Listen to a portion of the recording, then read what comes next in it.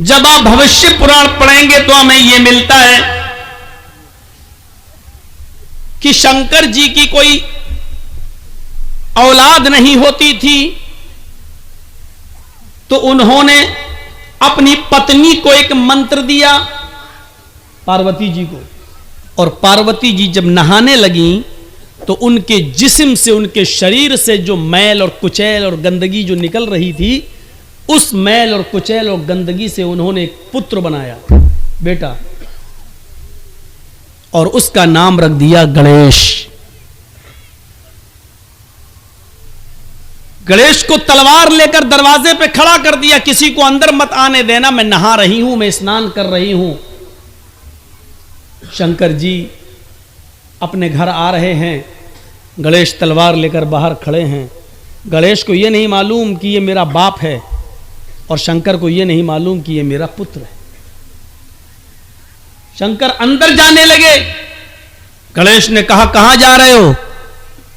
शंकर जी ने कहा, वाह, घर मेरा, मुझसे पूछ रहा कहां जा रहे हो? मेरी बिल्ली मुझी को म्याऊं? गणेश जी बोले कि मेरी मां ने कहा है कि किसी को अंदर मत आने देना। मैंने वचन दिया है कि कोई भी अंदर नहीं जा सकता है, मैं अपनी जान दे दूंगा, लेकिन वचन बेकार नहीं करूंगा। शंकर जी ने तलवार उठाई और कहा, मुझे मेरे घर में जाने से रोक रहा है? पार्वती कौन है तुम्हारी? गणेश ने कहा, मेरी मां। शंकर ने कहा, वाह, पार्वती मेरी बेटी है, मेरी बीवी है, और तू कह रहा मेरी मां है, मेरा तो कोई पुत्र है ही नहीं। तब गणेश जी ने कहा कि आज ही तो उन्होंने बनाया है। शंकर जी बोले, भगवान मैं हूं, बनाना पार्वती जी को कैसे आ गया है? दोनों में बहस चली और शंकर जी को गुस्सा आया, उन्होंने तलवार मार दी और अपने बेटे की गर्दन उड़ा दी, अंदर घुस गए। पार्वती जी ने जिद की, ये तुमने क्या किया? मेरे बेटे को, मेरे पुत्र को तुमने मार डाला, उसका वध कर दिया।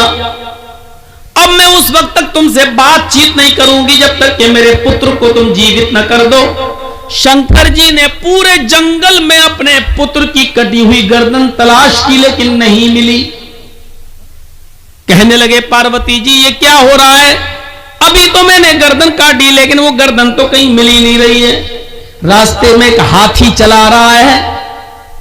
शंकर जी ने कहा, अगर इस हाथी का सूंड काट कर अगर मैं गणेश जी के सर की जगह पे लगा दूं और गणेश जी को जिंदा कर दूं तो चलेगा?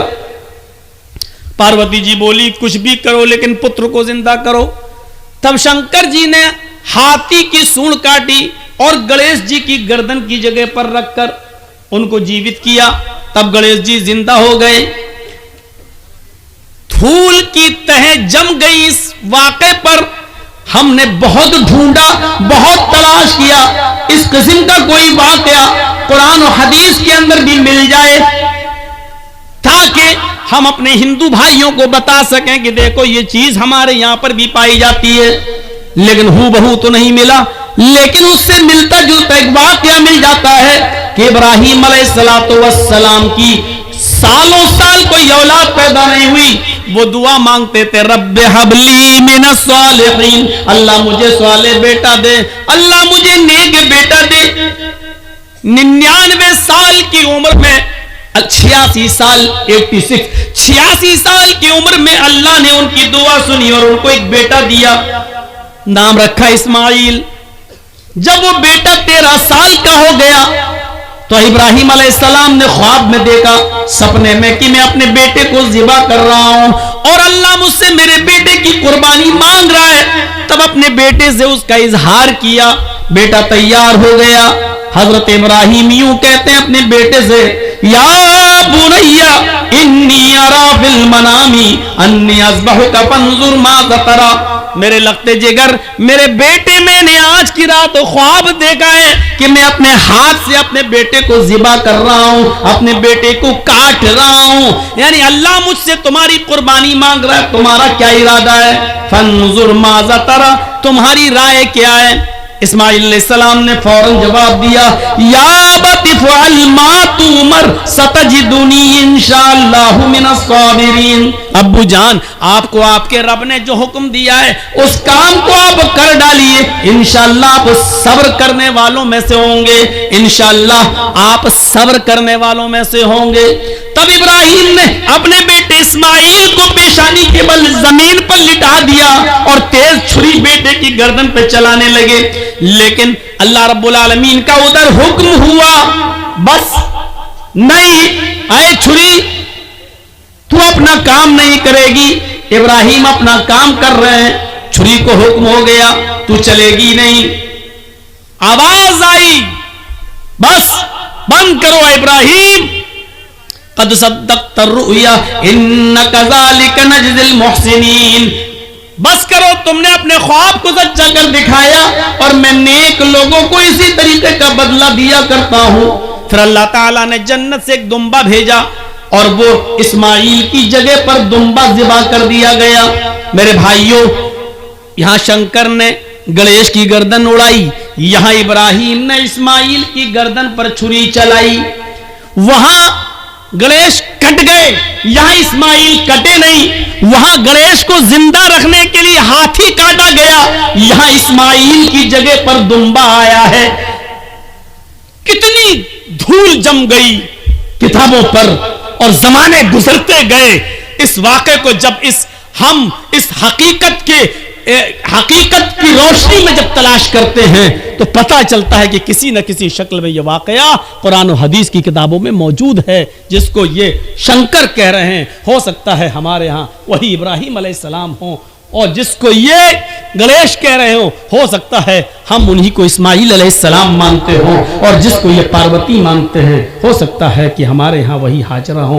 लेकिन हो सकता है के साथ क्लियर हम भी नहीं कर सकते। इन चीजों के सामने देखिए तो पता चलता है कि हकीकत क्या है। ये धूल कौन साफ करेगा? जो किताबों के जरिए चढ़ चुकी है। घर साफ करते हो, कपड़े साफ करते हो, बर्तन साफ करते हो, किताबों पर जो खुराफातों की धूल जम गई है उसे कौन साफ करेगा? अल्लाह ने तुम्हें फिल्टर दिया है, साफ करने की चीज दी है, पाउडर दिया है, और वो है कुरान करीम। इस कुरान करीम की कसौटी पर रखकर उस धूल को साफ कीजिए, हर चीज चमकती हुई सोने की तरह आपके सामने क्लियर होती चली जाएगी। इस्लाम की बुनियाद जिन 5 चीजों पर है, हिंदू धर्म की बुनियाद भी उन्हीं 5 चीजों पर टिकी हुई है। बुनियल इस्लामु अला खम्सिन शहादती अल्ला इलाहा इल्लल्लाह व अन्ना मुहम्मदर रसूलुल्लाह व इकामिस सलाह व ईताइज ज़काह वल हज्ज व सौम रमजान। इस्लाम की बुनियाद इन 5 चीजों पर है। शहादती अल्ला इलाहा इल्लल्लाह, इस बात की गवाही दो कि अल्लाह के अलावा कोई माबूद नहीं। वो अन्ना मुहम्मद रसूलुल्लाह, और मोहम्मद अल्लाह के रसूल हैं सल्लल्लाहु अलैहि वसल्लम। व इकामिस सलाह, और नमाज कायम करो। व ईताइज ज़कात, और ज़कात अदा करो। वल हज, और हज करो। व सौम रमजान, और रमजानुल मुबारक के पूरे महीने के रोजे रखो। ये इस्लाम की बुनियाद है। इस्लाम की बुनियाद जिन 5 चीजों पर है, महाभारत उसी को यूं कहती है, सनातन धर्मम पंचम वस्तु अस्ति, प्रथमा वस्तु एकम ब्रह्मा, द्वितीय नास्ति नास्ति किंचन, द्वितीय वस्तु षष्ठांग कर्तव्या, तृतीय वस्तु दानम दीक्षिता, चतुर्थ वस्तु व्रतधारी, पंचम वस्तु तीर्थ यात्रा कर्तव्या। यही सनातन धर्म की बुनियाद बताई गई। कृष्ण जी कह रहे हैं अर्जुन, सनातन धर्म 5 चीजों का नाम है। सनातन धर्म 5 चीजों का नाम है। प्रथमा वस्तु, पहली चीज, एकम ब्रह्मा, द्वितीय नास्ति नास्ति किंचन, एक ही ब्रह्मा है, दूसरा नहीं, नेह बिल्कुल नहीं, नाना कतई नहीं, किंचन जरा सा भी नहीं।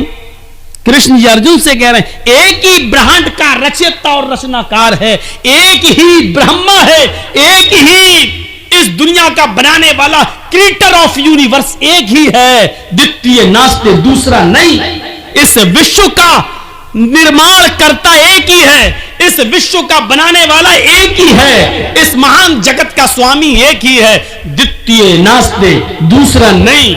नेह बिल्कुल नहीं, ना कतई नहीं, हरगिज नहीं, किंचन जरा सा भी नहीं। ये कृष्ण जी अर्जुन से कह रहे हैं। मोहम्मद रसूलुल्लाह क्या कह रहे हैं? शहादती अल्लाह इलाहा इल्लल्लाह, अल्लाह के अलावा कोई माबूद नहीं। द्वितीय वस्तु साष्टांग कर्तव्य, दूसरी चीज है अर्जुन साष्टांग करो। साष्टांग ये बड़ा अजीब जुमला है। हिंदू लोग आज भी साष्टांग करते हैं, लेकिन उनको खुद नहीं पता ये साष्टांग करते हैं कि 20 टांग करते हैं। सा अष्ट अंग, इसको जब मिलाया जाएगा तो पढ़ा जाएगा साष्टांग। अष्ट के माना संस्कृत में होते हैं 8, सा अष्ट। अब मिलाइए तो पढ़ेंगे साष्ट, सा अष्ट यानी साष्ट, 8 के साथ, 8 के साथ अंग, सा अष्ट अंग, साष्टांग, 8 अंगों के साथ धरती पर रखकर, 8 अंगों को धरती पर रखकर ईश्वर को प्रसन्न करो। 8 अंग जमीन पर रख के कोई बताए? 8 अंग सिर्फ सजदे में होंगे बस, कोई और दूसरी शक्ल है ही नहीं। सजदे में आप जाइए, माथा और नाक कितना है? 2 हाथ कितना? 4, और दोनों घुटना कितना हुआ? 6, और दोनों पैर 8। सा अष्ट अंग। कृष्ण जी कह रहे अर्जुन साष्टांग करो यानी सजदा करो, और खुल के कह दूं नमाज पढ़ो। पहली चीज, इस ब्रह्मांड का रचयिता और रचनाकार एक है, दूसरा नहीं, यानी एक ही अल्लाह इबादत के लायक है, दूसरा नहीं। दूसरी चीज साष्टांग, 8 अंग यानी सजदा करो। आज भी बड़े बड़े जहां गंगा है